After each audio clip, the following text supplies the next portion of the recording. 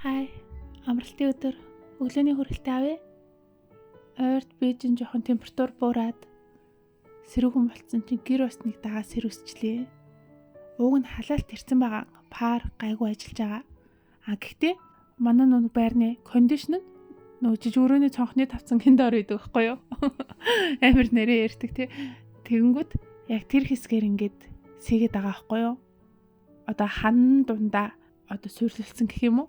Тэгээд өнгөрсөн жил нөхөр тэрийг силикон траар ингээд гайгүй бүтэмжлээд янзалсан байсан.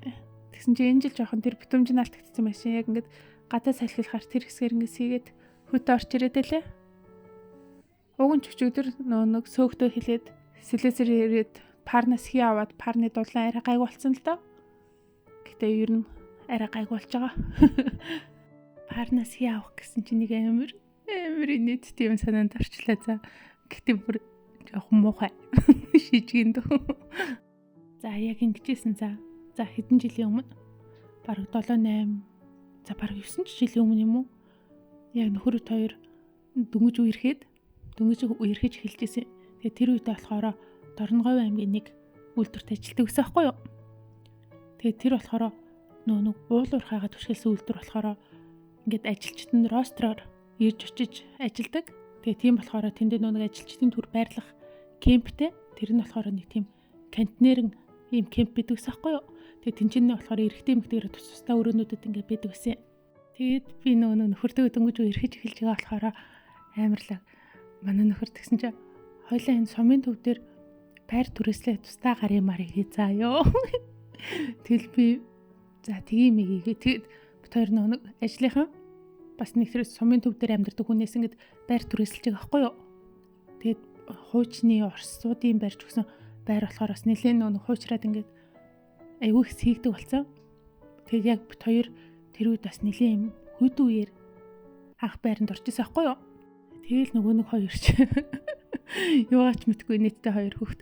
Тэгээд ингээд амар хүйтэн байгаад гэсэн чинь нэг байр түрээслүүлж ажлынхан хүнээс асуусан чинь парнасаа ингээд төгжээг нь бахаар ингээд юу яагаад эргүүлээд тэгээ парныхаа уснаас ингээд авчихаа хэдэн хувин ус авчих тэгээд ингээд усныхаа эргэлтнээ сайжраад пар нь сайн халаад эхэлчтий ер нь ингээд хий авчтий ингээд тэгээдсэн байхгүй юу?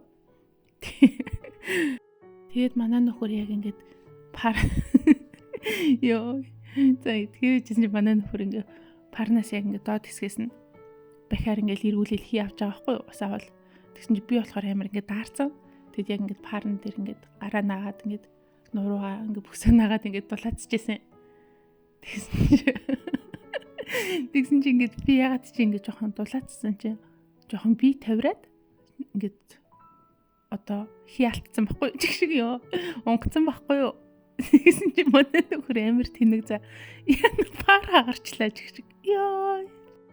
Тэгэд бүр яна пар хана хагарч баг хайгаад за би бүр ёо яар санаа зовол үгүй хагараагүй хаа гэдгсэн чинь үгүй сая амар чанга дуугарсан.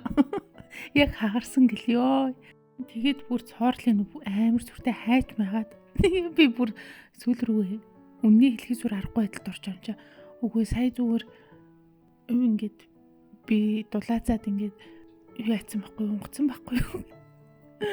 Ёо тэгсэн чи гэл ингээл мэдээж амир шоолмоор байгаа шүү дээ. Тэгээ хөрх юмтай.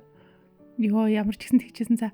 Тэгэд манай нөхөр дараа нь хэлэхдээ би чамайг унгадгүй ах гэж утсан шиг. Ёо. Яагаад тэгж утсан гэсэн чи. Мэдгүй чи бүр ингээл амир анх танилцахтаа амар хөрхөө штэ ингэдсэн болохоор ч шиг за.